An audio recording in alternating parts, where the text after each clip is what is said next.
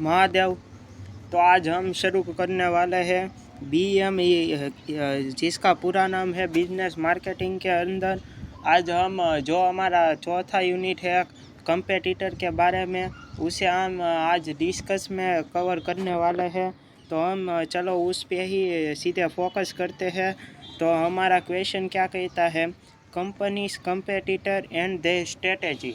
हमारी कंपनी में कौन कौन से कंपेटिटर होते हैं और उसकी स्ट्रेटजी, इसलिए उसको कहते हैं, उसका प्लानिंग कौन सा होता है, वो हमें आज देखना है।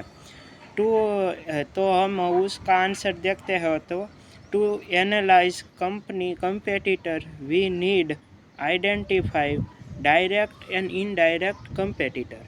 आप हम सबको एनालिसिस हम सबको कंपनी के कंपेटिटर को एनालिसिस करने की ज़रूरत क्यों पड़ती है? क्योंकि हमें पता लगाना है कि हमारा कंपनी का कौन डायरेक्ट और कौन इनडायरेक्ट कंपेटिटर है। डायरेक्ट कंपेटिटर इसे कहते हैं जो हम बनाते हैं वही वो प्रोडक्ट भी बनाता है और वो हमारे सेम कस्टमर की नीड को वो पूरा करता है। और इनडायरेक्ट कंपेटिटर उसे कहते हैं जो हम बनाते हैं वो प्रोडक्ट नहीं बनाते, पर हमारा जो टारगेट ऑडियंस होता है उसकी वो नीड होती है वो फुलफिल कर देता है, उसको इनडायरेक्ट कंपेटिटर कहते हैं। A competitive strategy।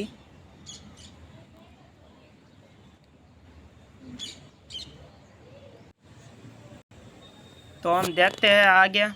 A competitive strategy is simply company's long-term action plan। Competitive की स्ट्रेटेजी हम किसे कहते हैं? सिंपल वर्ड में हमें कहना हो तो कंपनीज का लॉन्ग टर्म का जो प्लान होता है, जो वो स्ट्रेटेजी प्लानिंग करते हैं, उसको हम कंपेटिटिव की स्ट्रेटेजी कह सकते हैं। For how to get benefit for the competition. उसका प्लान यही होता है कि हम हमारी कंपनी में लॉन्ग टर्म में बेनिफिट कैसे कर सकते हैं। हमारी कंपेटिशन है मार्केट में अगर होगे आप तो कंपेटिशन तो होगी ही। कोई भी मार्केट कंपेटिशन के बिना शुरू ही नहीं होता। जो आप आज एक दुकान खोलते हैं और आपकी दुकान आज चलने लगी, तो कल सामने आपकी एक कंपेटिटर खड़ा होगा ही और आपका जो धंधा है वो थोड़ा डिक्रीज तो होगा ही। आपको कुछ ना कुछ नया करते ही रहना होगा। आपको कुछ ना कुछ एक्शन भी लेना होगा। आपको कुछ खोट भी शुरुआत में खानी होगी, तभी आप जाके आगे सक्सेस पा सकते हैं। Benefits from competition.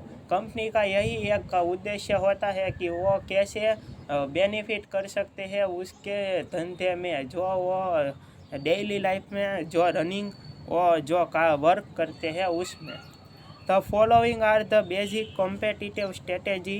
This are basic competitor की स्ट्रेटेजी हमें नीचे दर्शाई गई है, तो हम उसे देखते हैं। तो कॉस्ट बेनिफिट एनालिसिस, दूसरा डायरेक्ट लीडरशिप स्ट्रेटेजी, तीसरा इनडायरेक्ट लीडरशिप स्ट्रेटेजी, चौथा कॉस्ट फोकस स्ट्रेटेजी, पांचवा प्रोडक्ट फोकस स्ट्रेटेजी। कॉस्ट पे, डायरेक्ट लीडरशिप पे, इनडायरेक्ट लीडरशिप पे, कॉस्ट फोकस और प्रोडक्ट फोकस, इस स्ट्रेटेजी के बारे में बात की गई है। The following are the basic list of competitor की लिस्ट हमें दर्शाई गई है नीचे। डायरेक्ट कंपेटिटर्स, हमारा डायरेक्ट कंपेटिटर्स भी हो सकता है, इनडायरेक्ट कंपेटिटर्स हो सकता है, पोटेंशियल कंपेटिटर्स हो सकता है, रिच कंपेटिटर्स हो सकता है, और सोशल मीडिया परफॉर्मेंस के आधार पर हम हमारे कंपेटिटर को आइडेंटिफाई कर सकते हैं इजीली। ETC वगैरह वगैरह हमारे कंपेटिटर होते हैं। The following are the basic step to provide healthy competition. हम हमारे कंपटीशन को आइडेंटिफाई इजीली कैसे कर सकते हैं? आइडेंटिफाई कंपेटिटर्स उसका एक पहला स्टेज है। दूसरे स्टेज में हमें research the strategy of competitors.